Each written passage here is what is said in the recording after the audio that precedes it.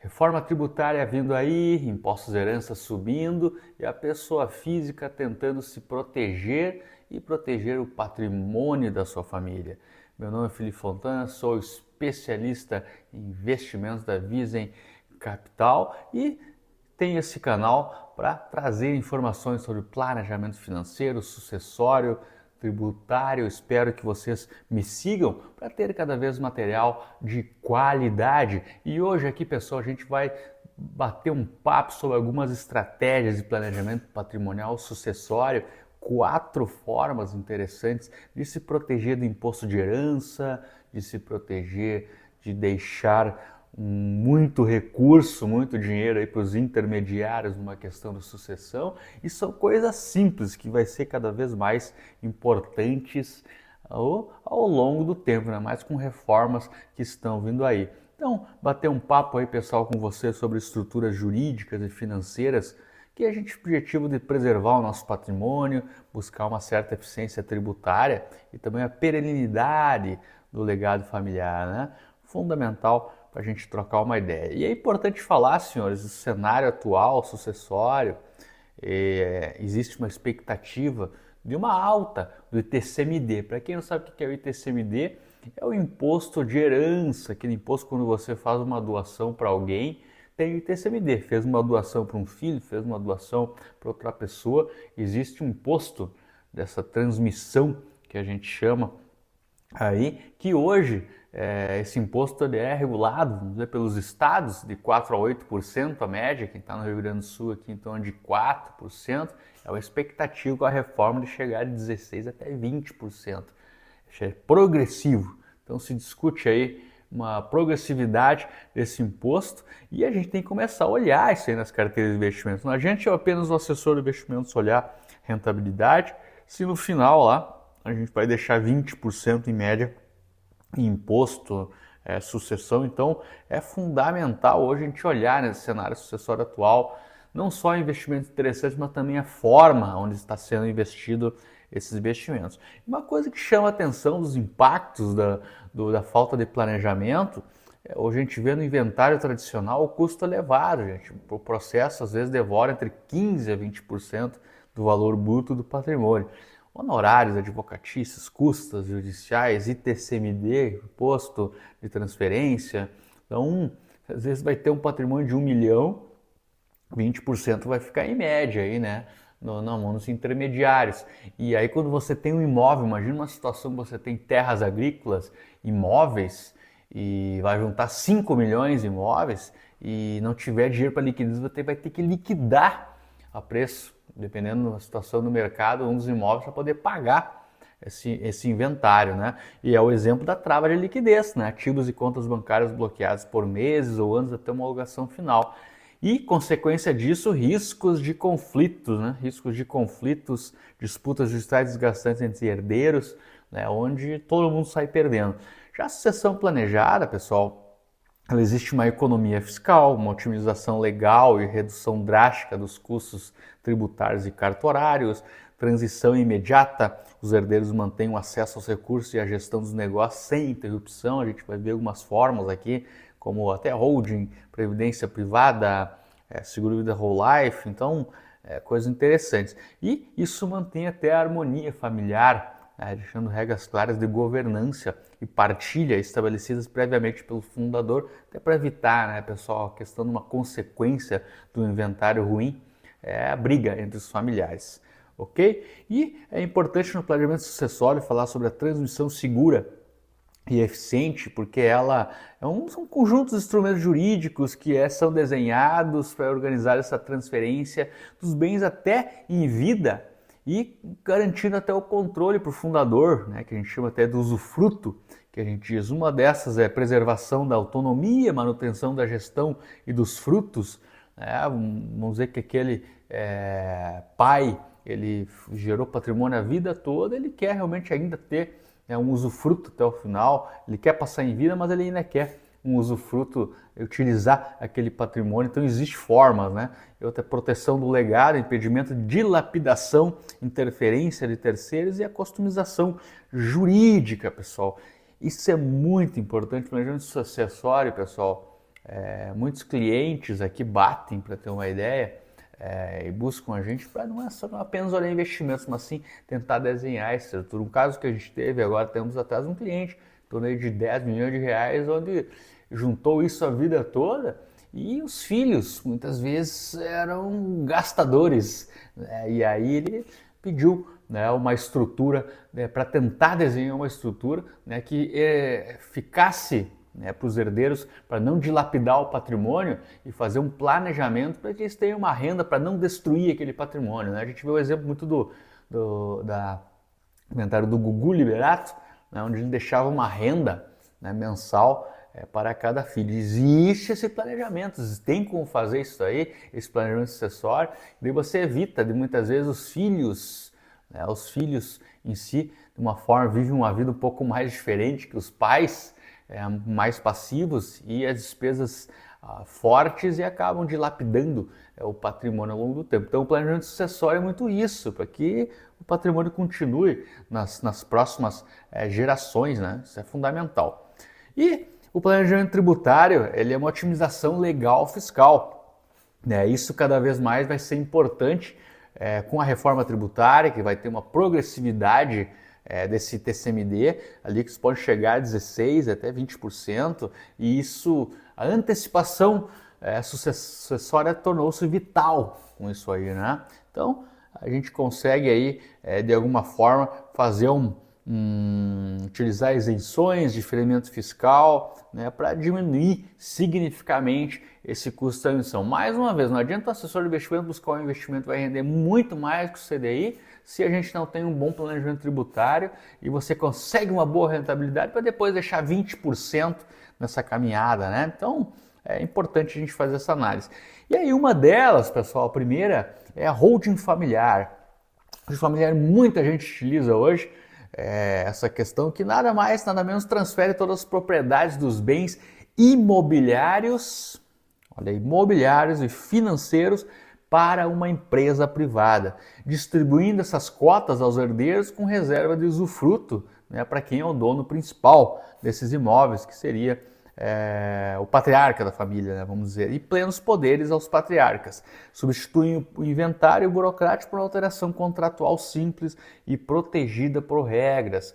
Isso é muito interessante, pessoal, porque explicar para vocês que, na prática, uma pessoa física ela é mortal, né? A pessoa física é mortal, depois a gente tem que olhar se falecer essa pessoa, para onde é que vai, qual herdeiro leva, existe um inventário ou não, ou vai seguir o Código Civil, muitas dessas questões. Mas uma empresa, uma PJ, ela é imortal, uma pessoa jurídica, uma empresa, ela é transformada em cotas e ela é imortal. A única coisa que você faz, a regra, é do contrato social. O que é que acontecer se houver uma dissolução de sociedade, praticamente uma morte de um dos herdeiros ou do patriarca, né? Existem regras claras para onde é que vai esses bens. Isso aí protege até dos cônjuges, protege a família muito bem. Então, isso é uma realidade muito clara que vai acontecer com a reforma tributária, dessa pejotização cada vez mais.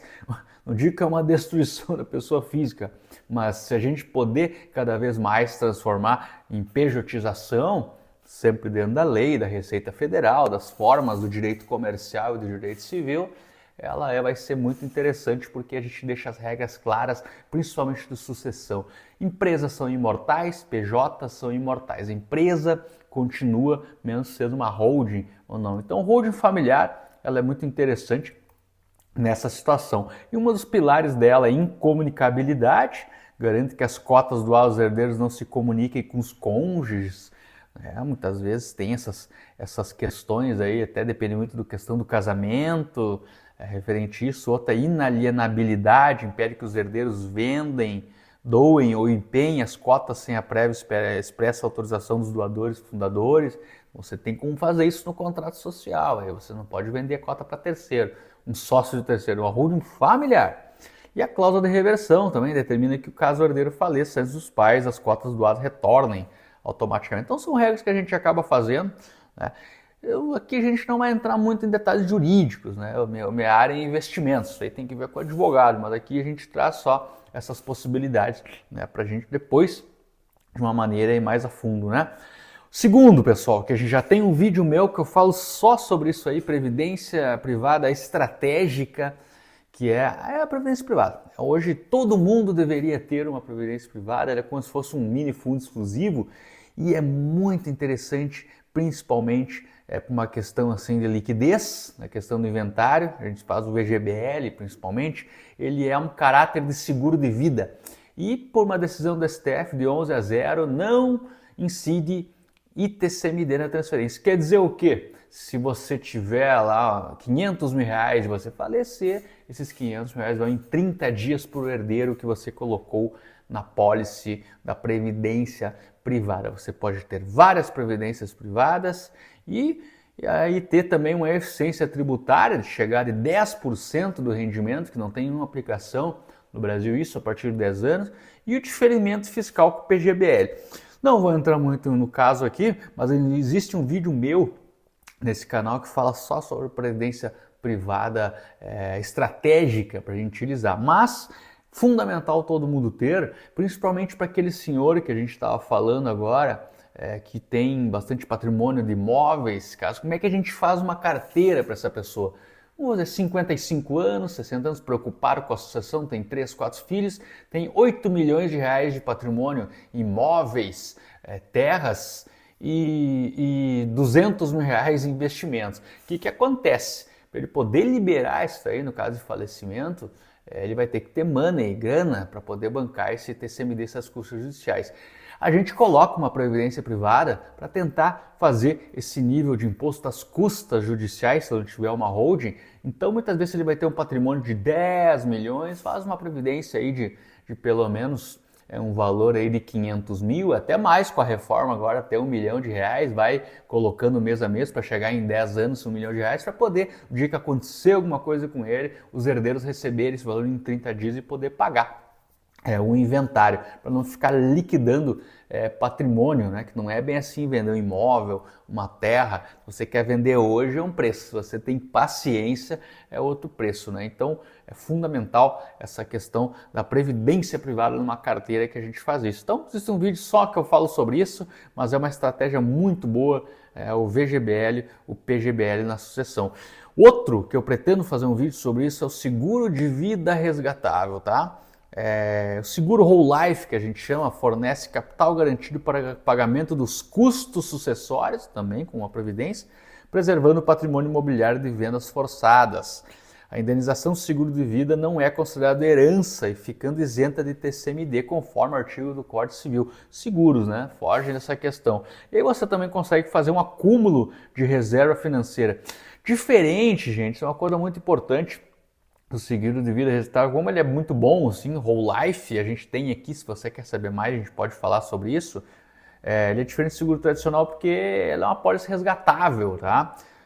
Isso é muito bom, por exemplo, para profissões mais específicas, né? Para quem é autônomo, médico, vamos pegar um exemplo, onde você tem uma renda muito alta, né? 100 mil reais por mês, sua esposa é dona de casa, seu filho está estudando e você acontece se você falecer ou se machucar, e aí você perde essa receita, né? E aí, como é que fica os herdeiros, como é que fica o custo de vida? E o seguro de vida, a gente consegue montar uma pólice bem exclusiva para isso, para essa fase de acumulação de patrimônio, para a gente não sofrer, né, no caso. E como é um seguro de vida, se houver um falecimento, algum problema durante essa caminhada, vamos dizer, 20 anos, né, você praticamente, os seus herdeiros receberão esse seguro de vida.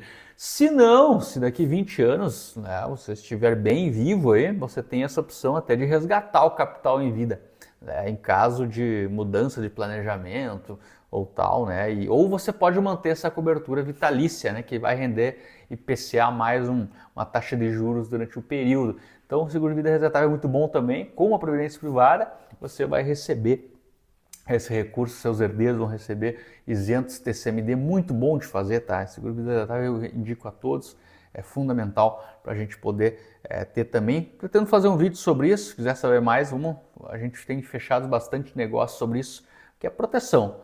Não é só olhar investimentos, é proteção também.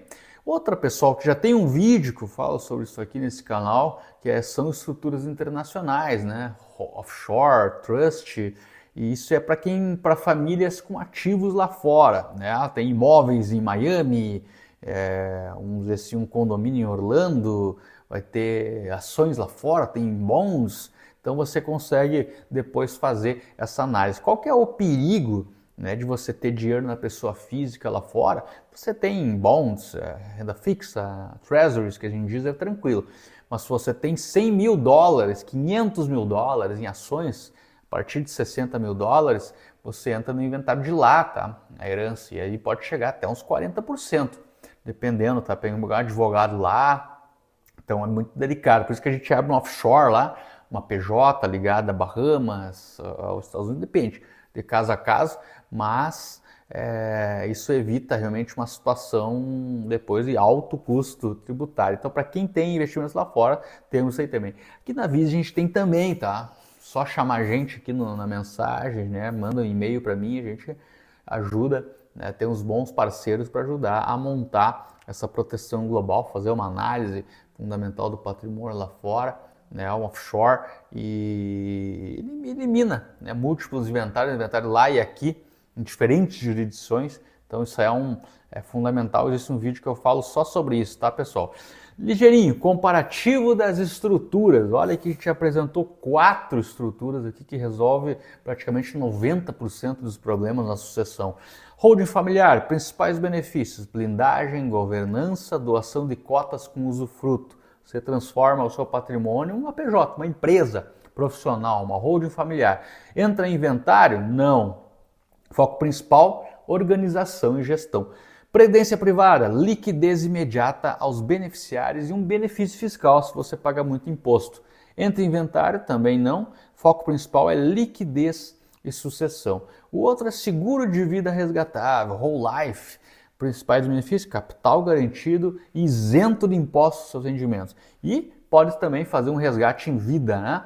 E entra em inventário? Também não. Foco principal, proteção e liquidez. E offshore trust, para quem tem uma diversificação global, quer uma proteção cambial e neutralidade, quer ter dinheiro lá fora. Muita gente que ao longo do tempo quer botar dinheiro lá fora.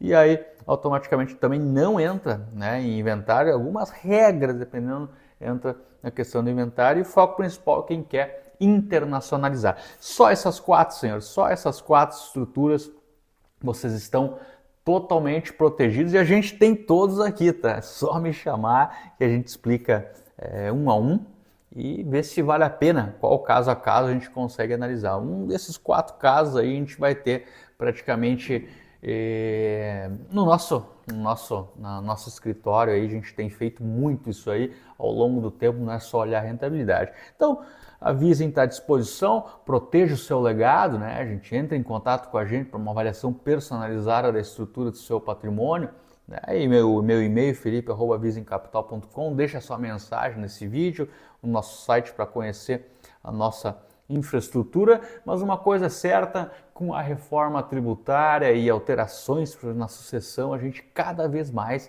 tem que se planejar, e o assessor de investimentos não tem que olhar só a rentabilidade, ele tem que olhar qual o melhor investimentos, qual o melhor produto financeiro para aquele objetivo, e pensando sempre na carteira de médio e longo prazo dos clientes, questão de herdeiros, para a gente ter uma otimização tributária. Mais uma vez, não adianta eu buscar a melhor rentabilidade para vocês se vocês vão deixar uma grande parte depois para intermediários na questão da sucessão, tá bom? Deixa a sua mensagem, o que você achou desse vídeo. Meu nome é Felipe Fontana, me siga nesse canal para poder ter cada vez mais informações sobre planejamento financeiro, sucessório e tributário. Muito obrigado.